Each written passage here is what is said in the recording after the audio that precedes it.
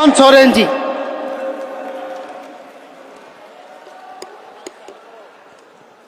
Mic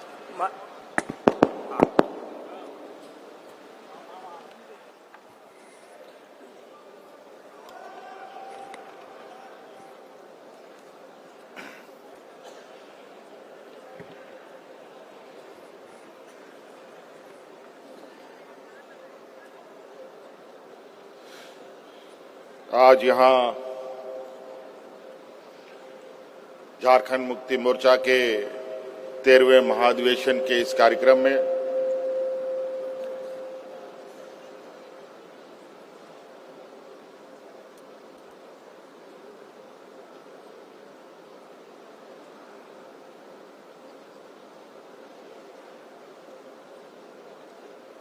जो 2 दिवसीय कार्यक्रम है, आज हम 13वें महाधिवेशन के अंतिम पड़ाव पर हैं और ये 13वां महाधिवेशन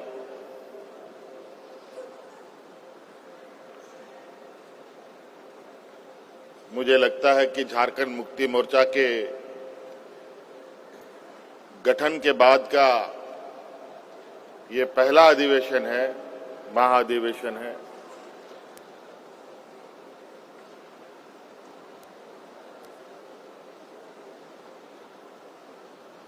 जो एक अलग मायने के साथ और एक और लंबी यात्रा की तैयारी के लिए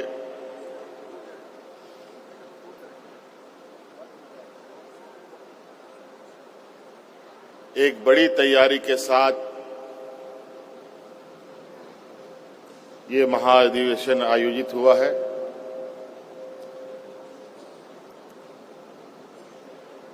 हमें गर्व है कि हम सब लोग इसके गवाह बन रहे हैं और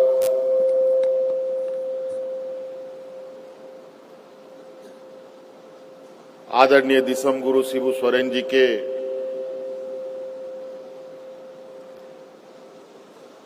एक लंबी यात्रा के बाद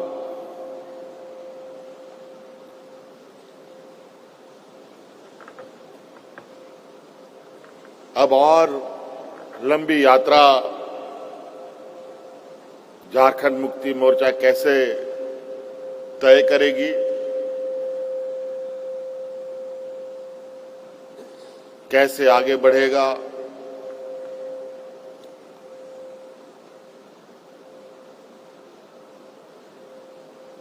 कैसे राज्य की जनता के प्रति अपने दायित्वों का निर्वहन करेगा, कई सारी चीजें आज के इस महाधिवेशन में समाहित है।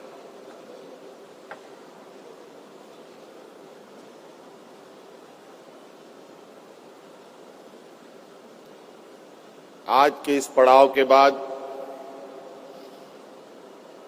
झारखंड मुक्ति मोर्चा फिर से एक लंबी यात्रा के लिए आगे बढ़ेगा। आज के इस महाधिवेशन में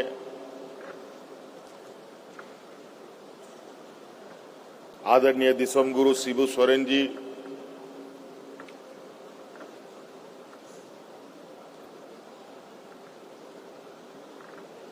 जो परिचय के कभी मोहताज ना रहे। हाँ, यह जरूर था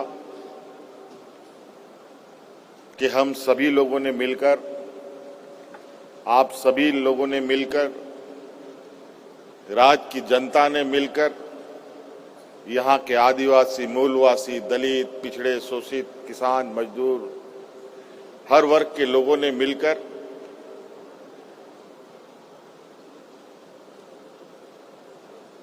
आदरणीय शिबू सोरेन जी से उनको गुरुजी बना दिया था और कहीं ना कहीं ये सम्मान, ये प्यार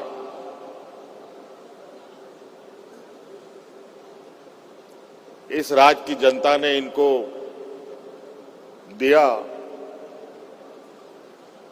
और उस मान सम्मान और प्यार का भी एक एक कर्ज इन्होंने राज्य की जनता को वापस भी किया। अपना बचपन, जवानी, बुढ़ापा इस राज्य की जनता, यहाँ के आदिवासी, मूलवासी, किसान, दलित, पिछड़ा, अल्पसंख्यक के लिए कुर्बान कर दिया।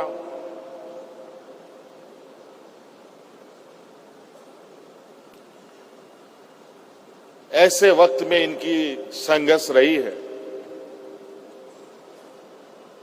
यूं तो हर वक्त अपने आप में अलग कहानी के साथ होती है। इनके वक्त में भी जहां सीमित संसाधन में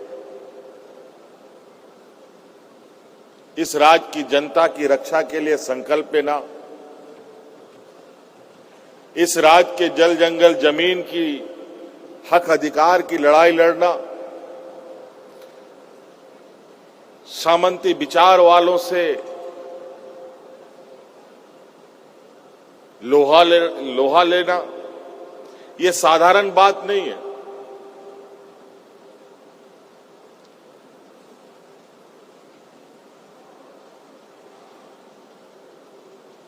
और ये साधारण बात के साथ साथ ये आम व्यक्ति ये सपना भी नहीं सोच सकता।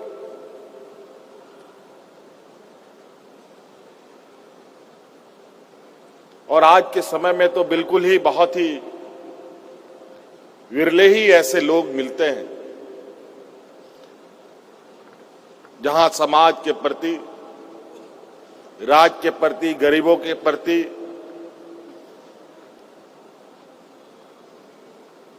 शोषितों के प्रति अपनी संवेदनाएं दिखाती हो।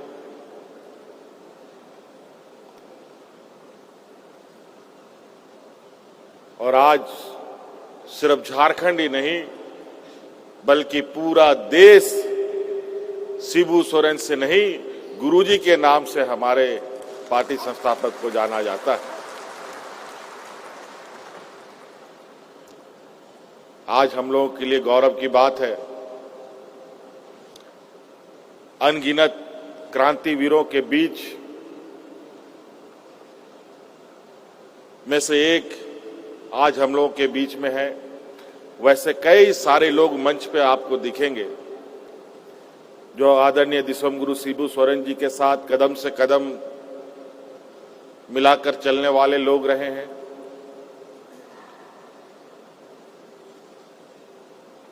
और इन्होंने पार्टी को पार्टी की तरह नहीं बल्कि एक परिवार की तरह चलाया।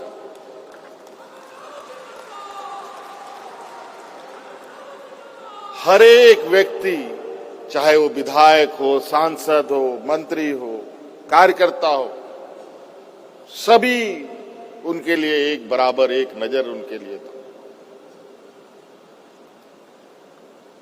आज आप लोगों ने आदरणीय गुरुजी के आदेशों का पालन करते हुए एक बहुत बड़ी जिम्मेवारी हमारे कंधों पर दिया है। आज के दिन में बहुत कम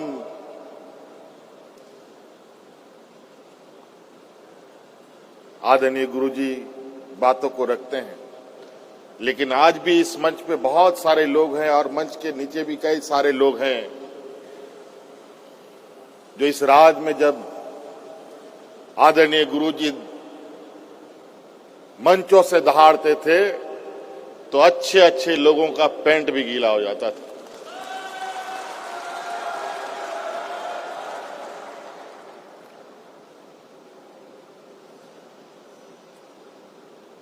और आज इतने संघर्ष के बाद उम्र के एक पड़ाव में है, कई सारे लोग हैं। आज हमारे घर में भी बुजुर्गों की संख्या थोड़ी बढ़ी हुई है और आज पार्टी के अंदर में भी हमारे बुजुर्गों की संख्याएं बढ़ी हुई है, लेकिन बड़ी तेजी के साथ इसमें नई पीढ़ियों का भी समावेश हो रहा है और इस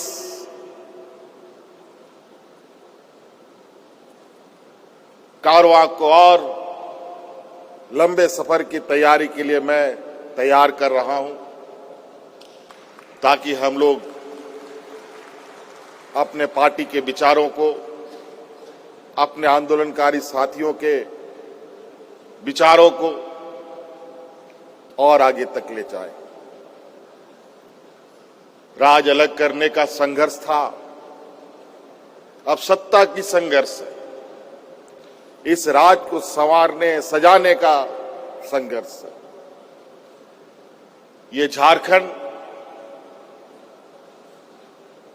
पूरे देश में, विश्व में सोने की चिड़िया के नाम से जाना जाता है। लेकिन बड़ा दुर्भाग्य की बात है, यहां के लोग इतने सीधे सरल स्वभाव इस राज्य के लोगों का रहा है कि आए दिन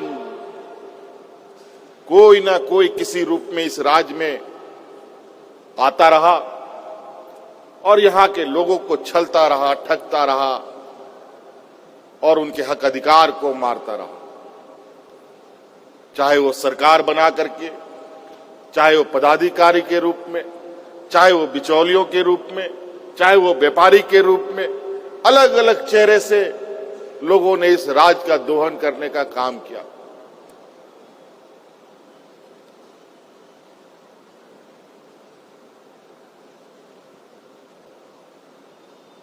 और ये बहुत विचित्र स्थिति इस राज्य में है। जो राज पूरे देश का पेट पालता हो, उस राज के लोग भूख से मरे, ये विश्वास करने की बात नहीं थी। लेकिन हमने ऐसे हालात देखे कि लोग यहां पर भूख से मरने के लिए मजबूर हुए। किसान को भगवान भरोसे छोड़ दिया गया। किसानों ने आत्महत्या करना शुरू कर दिया। जब किसान आत्महत्या करना शुरू कर दे तो आप अंदाजा लगा सकते हैं कि मानव जीवन चलेगा कैसे। आप खाएंगे क्या, हम खाएंगे क्या, राज्य की जनता क्या खाएगी, देश की जनता क्या खाएगा।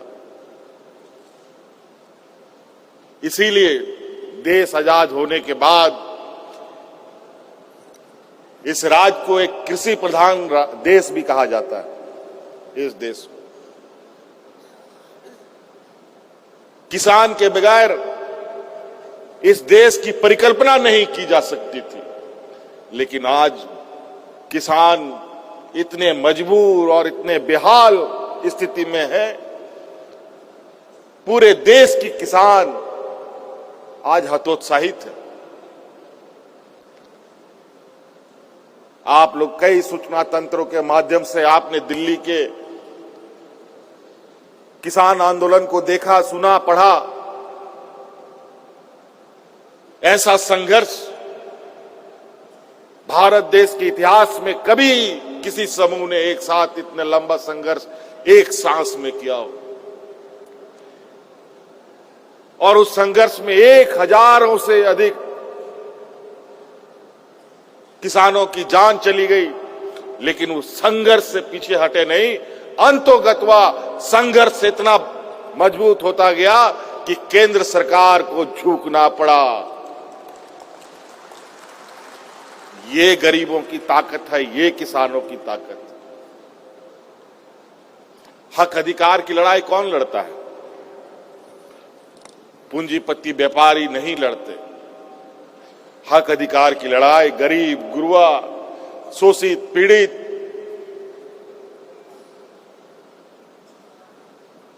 कमजोर लोग लड़ते हैं।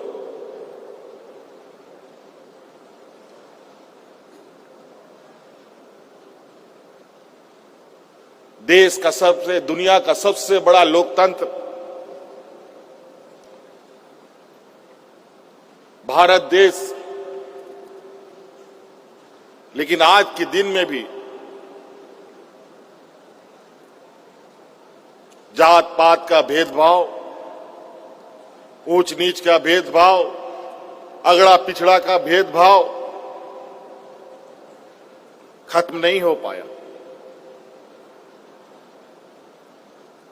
75 साल से अधिक हो चुका है ये देश आजाद हुए। 2, 4, 5 साल में हम लोग 100 साल पार कर जाएंगे। फिर भी आज के दिन में भी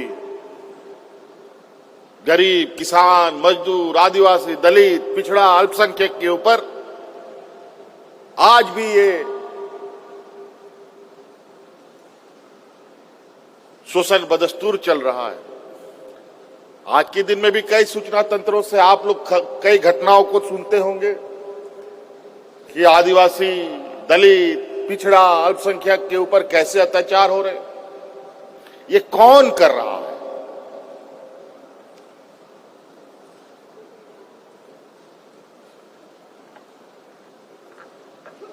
ये हम ही लोगों के बीच में कुछ ऐसे लोग घुसे पड़े हैं जिनके माध्यम से ये सामंती विचार के लोग अपने षड्यंत्र को फैलाने में कामयाब होते हैं। राज हम लोगों ने ले लिया, अब राज को संवारना है, सजाना है, और इसके लिए जब तक राज के अंदर शांत स्वभाव और सौहार्द का वातावरण नहीं होगा, कोई विकास संभव नहीं।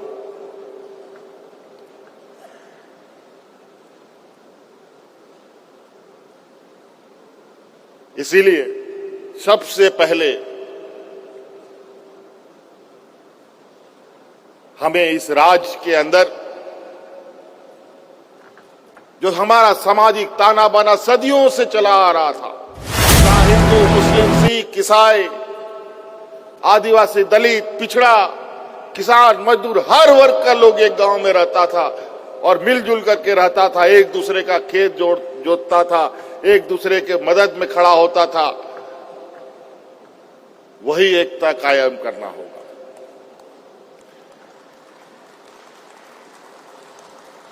और आज हम लोग सरकार चला रहे हैं और इस बात के लिए आप लोगों को भी ये संकल्प लेने की जरूरत है, कोई भी सामाजिक उन्माद या कोई गलत भेदभाव करने का षड्यंत्र रचेगा, उसको भी सबक सिखाने का काम करना होगा। सिपाही, पुलिस से कितना काम होगा जब तक समाज और राज्य के लोग जागरूक ना रहे। इसीलिए चूंकि हम लोग इस राज्य के 3.25 करोड़ लोगों को ध्यान में रखकर कार्य योजनाओं को तैयार करते हैं, हम ये कार्य योजना में नहीं देखते कि ये हिंदू है या मुस्लिम है या सिख है ना ईसाई है, किसको मिलेगा नहीं मिलेगा। यहां सभी एक बराबर की नजरों से हम उनको देखते हैं। आज बताइए, क्या मैया सम्मान योजना सिर्फ हिंदू को मिल रहा है, सिर्फ आदिवासियों को मिल रहा है? सभी वर्गों को मिलता है, कोई भेदभाव का कोई उसमें जगह नहीं है। तो कई ऐसी चीजें हैं।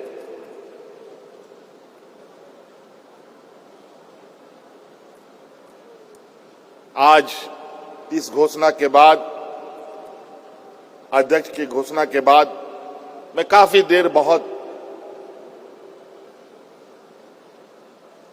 सोचा कि अब आगे क्या होगा।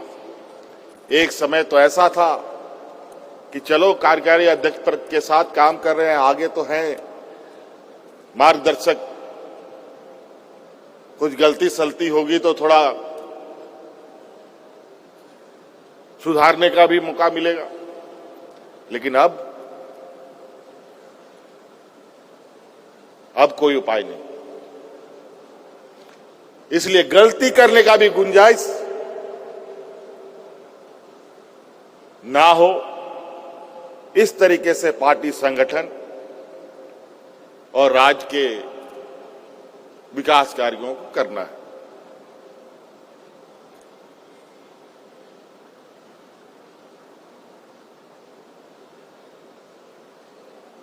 इसीलिए सबसे पहले पार्टी के अंदर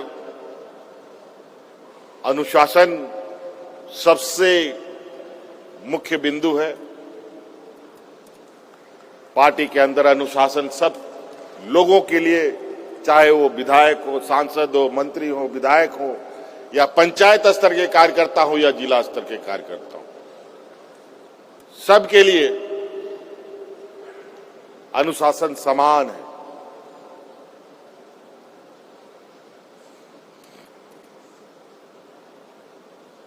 अब संगठन को पूरे देश में बढ़ाने की हम बात करते हैं। ये तभी बढ़ेगा जब हम ईमानदारी से पार्टी के प्रति समर्पित हों।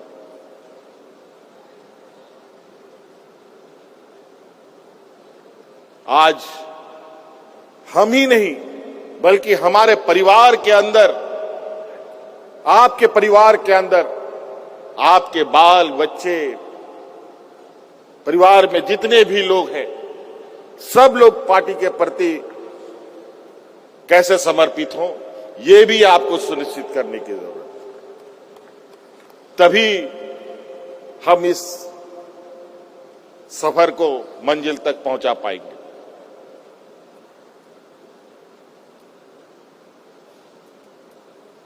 बड़ी आशा उम्मीद के साथ झारखंड मुक्ति मोर्चा को मौका मिला 2019 में। महागठबंधन के द्वारा